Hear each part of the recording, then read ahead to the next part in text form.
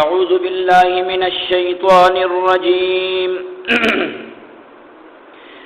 بسم الله الرحمن الرحيم الحمد لله رب العالمين الرحمن الرحيم مالك يوم الدين صدق الله مولانا العظيم. نننی سبق کې د دې سورې فاتحی آیاتونو په مابین کې د امام الاولیاء مولانا احمد علی لاہوری صاحب رحمت الله علیه والا ربط بیانو. ګورئ جی دی اولنی آیات کی اللہ تبارک و تعالی فرمائی الحمدللہ ټول تعریفنا د خدای تو للہ خاص اللہ لردی رب العالمین چې رب د ټولو مخلوقات دے. دی اولنی آیات کی اللہ تبارک و تعالی خپل صفت ربوبیت بیان فرمائے دے. ما ته توجہ کیجی دی ټول کائنات کی دا اللہ تبارک و تعالی د صفاتو بے شمار مظاہر دی، لیکن دا ټولنا اول چی دا حضرت انسان دا اللہ تبارک و تعالی دا کم صفت دا کم مظہر سرا تعارف کی گی، واسطہ راضی پہچان کی گی، حق صفت دا اللہ تبارک و تعالی صفت ربوبیت دے. گورے جی بچے چکل پیدا شی او دا بچے اگے شی دے پا جڑا شی کلچی د دې بچی مور بیبی دی بچی لخوا تراشی دا بچی غیق کی راواخلی دی بچی لپای ورکی دا بچی غلشی دا بچی خاموش شی دا بچی مطمئن شی. او کلخ کل خدا سی هم وی چی بچی پا جڑاشی مور ور لخوال راشی دا خپل بچے غیق کی راوچت کی پی ور لهم ورنکی، لیکن صرف غیق کی واخلی دا بچے خاموش شی، دا بچے چپ شی، دا بچے مطمئن شی. تعلیم دے ہر عاقل اور بالغ انسان لا پدی کی دبی خبری کہ اے حضرت انسانا تجی دا اللہ تبارک و تعالی دا صفت ربوبیت دا یو ادنا مظہر دا مورنا دمر متاثر ہے، دمر تعلق دے استاد حقی سرا، دمر لگاو دے استاد حقی سرا، دمر محبت دے استاد حقی سرا، دمر وابستگی دے استاد حقی سرا چې هغه صرف ستا خوال راشي تغیق کی راواخلی بیا هم ته مطمئن کیږي، بیا هم ته خوشحالیږي، بیا هم ته سکون ملاویږي. ستا د خپل مور سره دومره تعلق دی، ستا د خپل مور سره دومره محبت دی، او هغه ذات کم ذات چې ستا د دې مور د مظهر سرچشمه او منبع چې ذات د رب ذوالجلال دی، بیا دغه الله سره دغه رب سره ولی تعالی محبت لري پکار، بیا دغه الله سره ولی ستا تعلق نه پکار، بیا دغه الله سره ولی تعالی وابستگی نه پکار، بیا دغه الله سره ولی تعالی ملګرتیا جوړول نه دی پکار. مور خو صرف او صرف ستا تربیت کوونکی ده او ستا دا مور د الله تبارک و تعالی د صفت ربوبیت یو ادنا مظهر دی او الله خو د دې ټول کائنات خالق دی بیا د دې ټول کائنات خالق سره ولې د مور نه زیات تعلق نه دی پکار بیا د دې ټول کائنات د خالق سره ولې د مور نه زیات محبت نه دی پکار بیا د دې ټول کائنات د خالق سره ولې د مور نه زیات وابستگی او دوستی نه ده پکار ولې نه بلکې بطریق اولا د الله تبارک و تعالی سره پسو جند باندې زیات محبت او تعلق ما تعالی جوړول پکار دي گرامی قدر حضرات د الله تبارک و تعالی د صفت ربوبیت درې مظاهر دي یو مظهر د الله تبارک و تعالی د صفت ربوبیت پلار دی یو مظهر د الله تبارک و تعالی د صفت ربوبیت مور ده یو مظهر د الله تبارک و تعالی د صفت ربوبیت بادشاہ وقت دی د وخت بادشاہ دی ما ته ګورئ جی د مور او د پلار په مهرباني او په رحم کې هم فرق شته پلار همیشه د پاره دا غواړي چې زما دې بچی ته یو مقام ملاو شي زما دې بچی ته یو منصب ملاو شي زما دې بچی ته یو عہده ملاو شي زما دې بچی ته عزت ملاو شي مستقبل کې او دې د خپل امزول او پمنس کې جګ غړی او جګ سترګې کینی خیر دې کله دې منصب حاصلولو د پاره په د باندې تکالیف راځي د باندې مصائب راځي د باندې بلیات راځي د باندې مشکلات راځي نو راځي چې خیر دې خو چې زما دا بچي مستقبل کې یو مقام ته ورسیږي یو مرتبه ته ورسیږي یو منصب ته ورسیږي یو عہده ته ورسیږي او همدغه وجه ده کله کله پلار راشي بچي د لاس نه نیولې استاد توای استاجي زما دا بچي یو مقام ته رسول دي زما دا بچي یو مرتبه ته رسول دي اگر کې دغه مرتبه حاصلولو د پاره په د باندې تکلیف راځي دلته گزار ورکه هم ورکول شي ورته وخایستا او اډو کی زما لیکن دنه چې کوم دی یو عظیم سره جوړول دي دی یو مقام یو مرتبه ته رسول دي د پلار خواهش دای دا د پلار مهرباني ده او مور مهرباني خپل بچی باندې لیکن د مور په مهرباني کې د پلار د مهرباني نه قدر فرق دی مور همیشه د پاره دا غواړي چې زما بچی ته دی لوی مقام ملاو شي منصب ملاو شي عہده ملاو شي مرتبه ملاو شي لیکن دې دی په تکلیف هم نشي دې ته همیشه د پاره ګرم بستر ملاو شي دې ته همیشه د پاره نرم بستر ملاو شي زما بچی ته همیشه د پاره خایسته خوراک ملاو شي زما بچی ته همیشه د پاره خایسته لباس ملاو شي او یو مقام او یو مرتبه ته هم چې کوم دی اورسیږي او همدغه وجه ده کله کله چې استاد بچی له گزار ورکی او بچی کور ته راشي او مور ته وایي چې موري زه خو نن استاد وهلی یم نو مور د سر نه لوپټلې کی او استاد ته چې کوم دی خیری شروع کیه نو د مور خواهش دا چې زما دا بچی دی یو مقام ته ورسیږي دته دی عزت ملاو شي لیکن بغیر د تکلیف نه او بغیر د مشقت نه رحمان د الله هغه صفت ده چې د پلار غونته کې د رحمت عمومي منبع او سرچشمه ده او رحیم د الله هغه صفت ده چې د مور غونته کې د خاص رحمت منبع او سرچشمه ده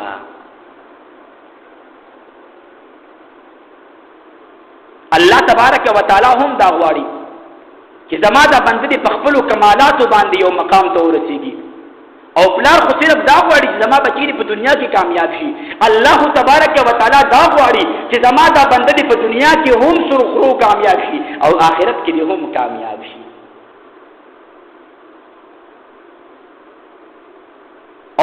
تبارک و تعالی یو صفت رحیم هم دی. الله دام غواړي چې زما دا بنده دې په خپل سعادت سره هم یو کمال ته ورسیږي. نو پلار دا د الله تبارک و تعالی د صفت رحمان مظهر دی او مور د الله تبارک و تعالی د صفت رحیم مظهر دی. راشي جی مالک یوم الدین الله تبارک و تعالی مالک د ورځې د جزا دی، واقدار د ورځې د جزا دی، اختیارمند د ورځې د جزا دی، بادشاہ وقت د الله تبارک و تعالی د صفت مالک یو ادنا مظهر دی. ما ته ګورئ جی کله چې بچي وړو کې وي نابالغ وي دې چې کله څوک وهي څوک تنګي نو دې فورا خپل مور پلار پسې منډه وهي. لیکن کله چې بالغ شي کاروبار شروع کی کاروبار تلاش واچي مال حال لاس تراشي او بیا څوک دې تنګي نو عام طور باندې بیا چړې بادشاہ وقت طرف ته منډه وهي او بادشاہ ته وایي بادشاہ سلامت د فلان کی سړي نه زما مال په خطر کې دی، بادشاہ سلامت د فلان کی سړي نه زما عزت په خطر کې دی، بادشاہ سلامت د فلان کی سړي نه زما جان په خطر کې دی. نو دې د بادشاہ در ته منډې وهي، د بادشاہ دروازې ته منډې وهي. ما ته اوس وګورئ یو منصف مزاج انسان د خپل مورم قدر کوي، یو منصف مزاج انسان د خپل پلارم قدر کوي،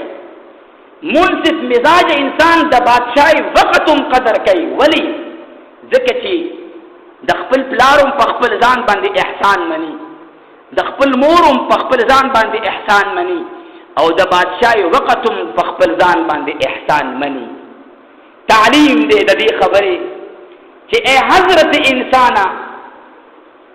ته د خپل پلار دومره تابعداري ستا محسن دی، تی دومره تابعداري ستا ورسره دومره محبت دی، ستا ورسره دومره تعلق دی، ستا ورسره دومره لګاو دی چې د هغې څه انتها نشته دی. ستا مور ستا محسنه ده، ستا ورسره گهره تعلق دی، لګاو دی، وابستګي ده ورسره ستا. ستا بادشاہ وقت ستا محسن دی، ستا ورسره محبت دی، ستا ورسره لګاو دی، ستا ورسره چې کوم دی تعلق دی، ستا ورسره وابستګي ده.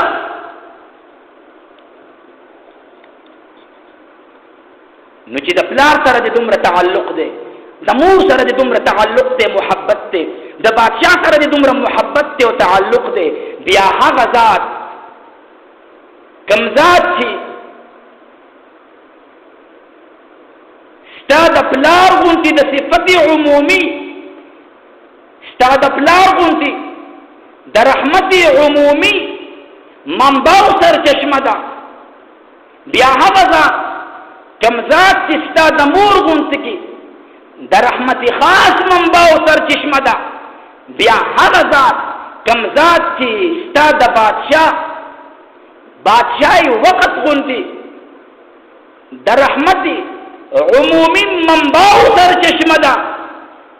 ته چې د دې دریو شخصیاتو سره دومره تعلق او محبت ساتي، ولې د دې دریو شخصیاتو منبع سرچشمه سره به محبت نه ساتي؟ د الله سره به تعلق نه جوړي، د الله سره به لګاو نه جوړي، د الله سره به وابستګي نه جوړي. ستا پلار خو صرف ستا مربي دی، ستا مور خو صرف ستا مربي ده، ستا بادشاہي وقت صرف ستا خیال ساتون کې دی او الله هغه ذات دی چې د ټول کائنات د تمامو مخلوقاتو مربي دی. نو آیا د دغه الله سره ول تعلق جوړول تعالی نه دی پکار؟ د دغه الله سره تعالی وابستګي نه ده پکار؟ د دغه الله سره تعالی دوستی نه ده پکار؟ د دغه الله سره تعالی ملګرتیا نه ده پکار؟ ولینا بطریق اولا د دغه الله سره لگاو تعلق او دوستی ساتل پکار دی. بس کله چې تا اے حضرت انسان دا خبر تسلیم کا چې د ټول کائنات خالق الله دی، د ټول کائنات رب الله دی، د ټول کائنات مالک الله دی. نو بیا پیښه په دې خبره باندې چې د عبادت لایق هم دغه یو الله دی او مدد هم دغه یو الله نه غوښتل پکاري د بل چانه نه. نو ته وایا ایاک نعبدو،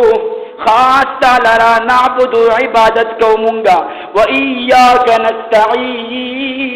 نستعین او خاص تانا مدد غواړو مونگا.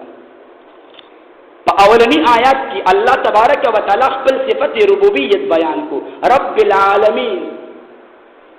په دویم آیت کی خپل صفت د رحمان ذکر کو، ورسره خپل صفت د رحیم ذکر کو. پدریم آیت کی اللہ تبارک و تعالی خپل صفت مالک ذکر کو، او پدې څلورم آیت کی اللہ تبارک و تعالی فرمائی چې کله تاسو خالق اور مالک الہ اور داتا تسلیم کما، نو بیا چې کوم دی عبادت هم د داسې ذات پکار دی چې هغه د ټول کائنات مالک دی، مدد هم د هغه ذات نه غوښتل پکار دی چې د ټول کائنات مالک اور مربی دی. نو ته وایا ایاک نعبدو، خاص تعالی را نعبدو عبادت کومونگا، و ایاک او خاص تعالی نستعین مدد غواړو مونگا. او کله چې دا خبره تسلیمه کا چې عبادت د یو الله پکار دی، نو دا دې تسلیمه کړل چې حقیقت کې د الله تبارک و تعالی غلام، گویا چې دا د الله تبارک و تعالی د غلامۍ رسۍ په خپل غاړه کې واچوله، او کله چې دا په خپل غاړه کې د الله تبارک و تعالی د غلامۍ رسۍ واچوله، نو بیا د الله تبارک و تعالی نه د غلامۍ د زندګۍ تیرولو احکامات غواړه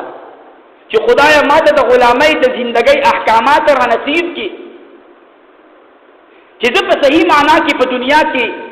ستا غلامۍ والا زندگی تیر کم، او دنیا کې هم زه کامیاب شم او آخرت کې هم زه کامیاب شم.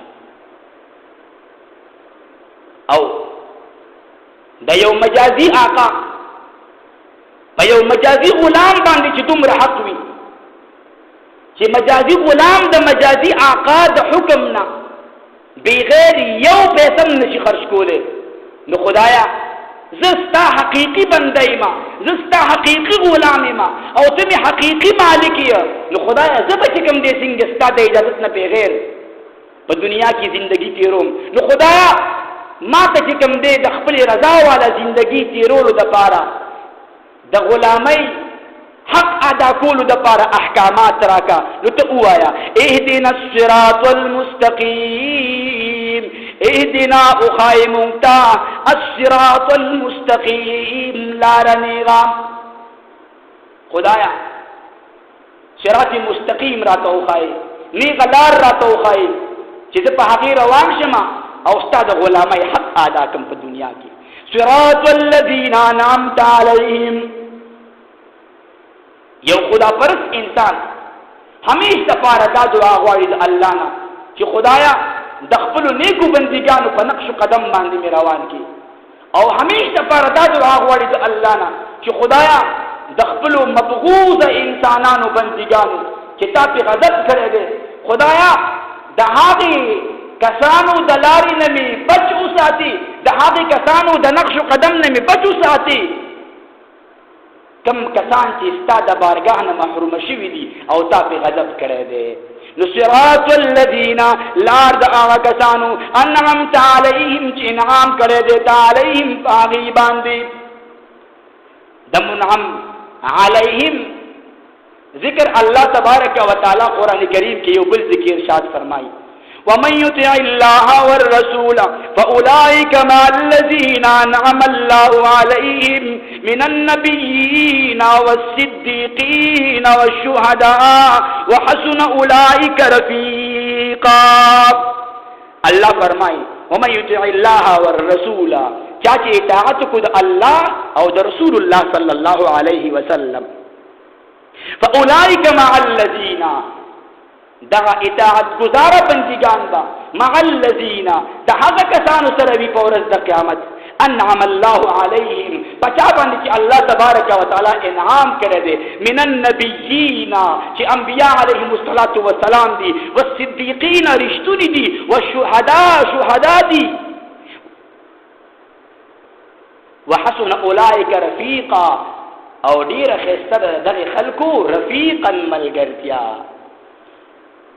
نو د منعم علیهم نه مراد چې کوم دي انبیاء علیهم السلام دي، صدیقین دي او شهدا دي. غیر المغضوب علیهم صراط الذین، لار دا کسانو انعمت علیهم چې نعام کړی دی تا علیهم په هغې باندې. خدایا د منعم علیهم خلق پلار باندې می روان کی، د هغې په نقش قدم باندې می روان کی. غیر المغضوب، ندی هغه کسان المغضوب علیهم چې غضب کړل شوی دی علیهم په هغې باندې، مراد تینا یهود دی.